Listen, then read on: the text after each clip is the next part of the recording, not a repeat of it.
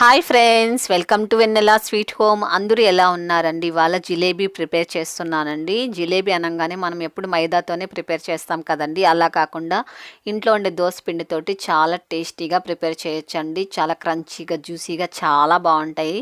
అసలు చాలామంది పెద్దవాళ్ళు అసలు మైదాతో చేస్తే అసలు తినరు కదండి. అలాంటి వాళ్ళకి ఇలా దోస పిండితో చేసి పెట్టారంటే చాలా ఇష్టంగా తింటారండి. అంత బాగుంటాయి. మరెందుకండి ఆలస్యం, ఇవి ఎలా ప్రిపేర్ చేయాలో చూద్దామా? అయితే మనం త్వరగా కిచెన్కి వెళ్దామా? ముందుగా మనము చక్కెర పాకం ప్రిపేర్ చేసుకోవాలండి. స్టవ్ మీద ఒక గిన్నె పెట్టుకొని 1 కప్పు షుగర్ యాడ్ చేసుకోవాలి. అదే కప్పుతో 1 కప్పు వాటర్ యాడ్ చేసుకొని స్టవ్ వెలిగించుకొని ఇది చక్కెర పాకం ప్రిపేర్ చేసుకోవాలి.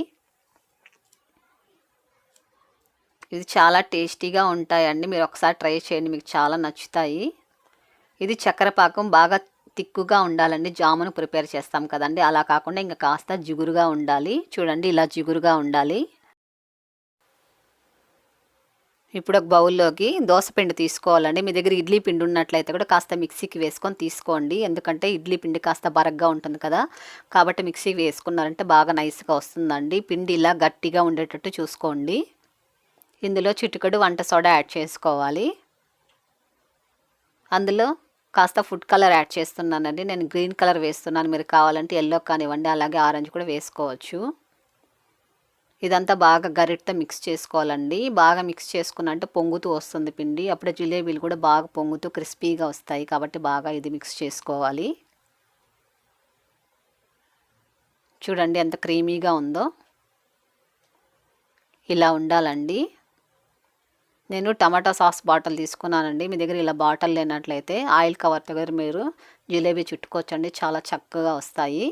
ఇప్పుడు ఇందులో పిండిని ఫిల్ చేసేసుకోవాలి.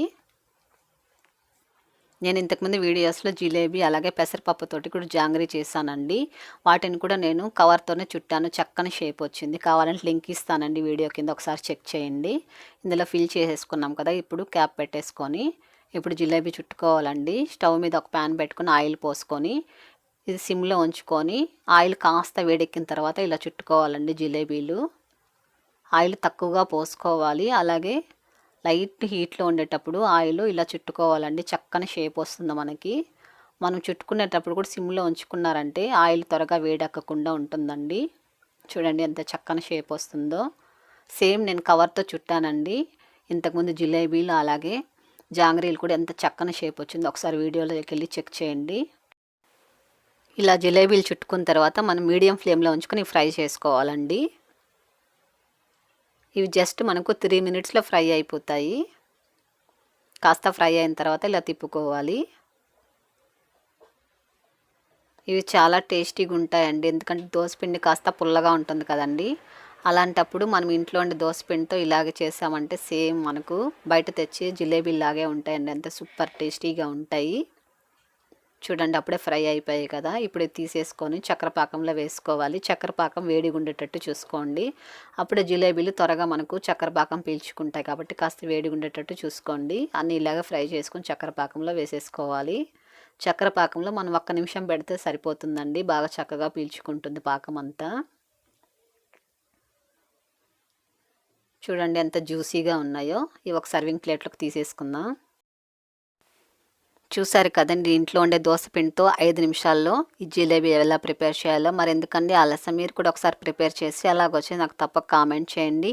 మీ ఫ్రెండ్స్ అందరికీ కూడా ఈ సింపుల్ టేస్టీ వీడియోని షేర్ చేయండి, లైక్ చేయండి. ఫస్ట్ టైం మన ఛానల్ చూస్తున్నాడు తప్పక సపోర్ట్ చేసి సబ్స్క్రైబ్ చేయండి. మరో మంచి రుచితో మీ ముందు ఉంటుంది మీ వెన్నెల స్వీట్ హోమ్.